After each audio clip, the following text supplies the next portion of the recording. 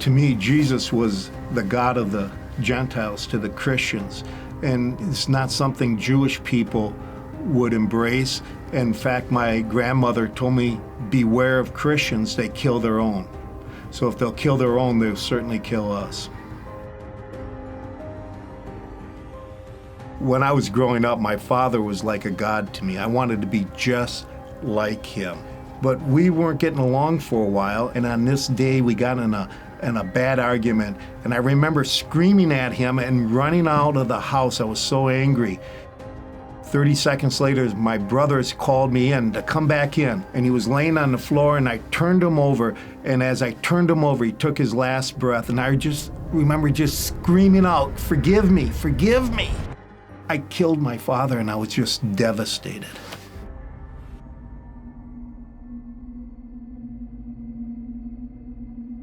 It was a Saturday, so we had to wait until Shabbat broke to go talk to the rabbi. And he chastised us because we were secular and we never really did anything. And he said, now that he dies, you want to become Jews? He had no compassion on us, and I was still hurting and feeling the pain that I thought I killed my father. I just blurted out the words, I damned him and the God he served. And I went storming out, and I said, I want nothing more to do with this.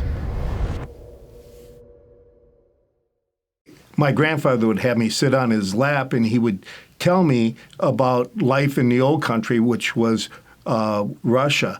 And I asked him, why did you come to the United States? And he said, we came because of the pogroms. The Russian Christians used to come in and persecute us. So I asked him, why did these men do this to us? And he said, because we're Jews and they were Christians. I knew from that time on, it was them and us.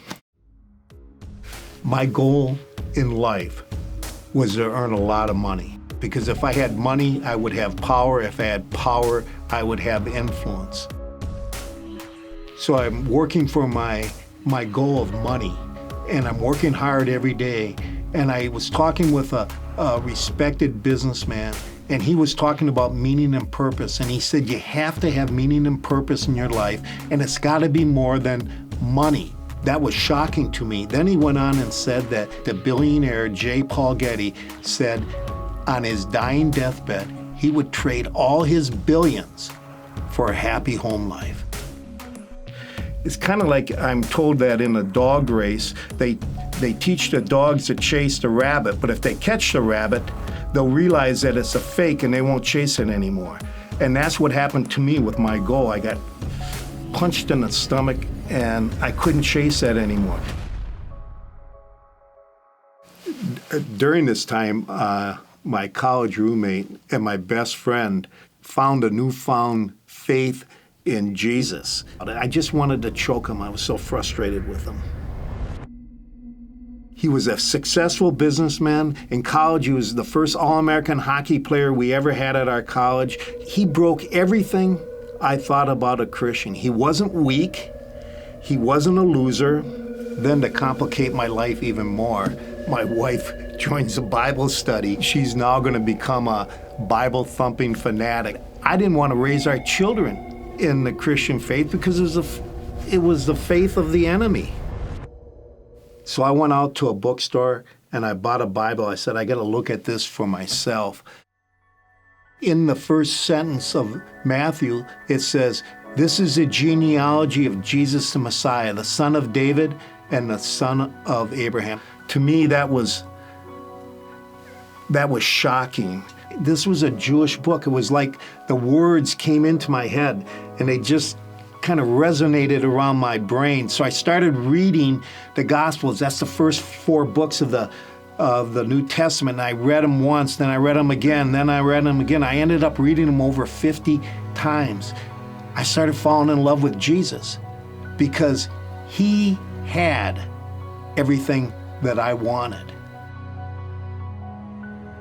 I found out that he truly was Jewish, and he was speaking only to Jewish people. There weren't Gentiles around. He was serving them and loving them, even those who wanted to do him harm, even those who were trying to get rid of him, he loved. And he loved the Jews so much that he ended up giving his life up for them. One day I drifted into the book of Romans, and in Romans 5:8 it says, "But God demonstrates his love for you in this, while you were yet a sinner, Christ died for you." When I read those words, it really kind of transposed in my mind, and it says, Thom, God demonstrated his love for you in this, while you were still not performing up to expectation. Messiah died for you. That hurt and that pain that I had over my father dying in my arms after the argument, I finally was able to put that to rest, and there was some real peace there. I guess for the first time, when you're forgiven, you're set free so that you can embrace the peace that God wants us all to have.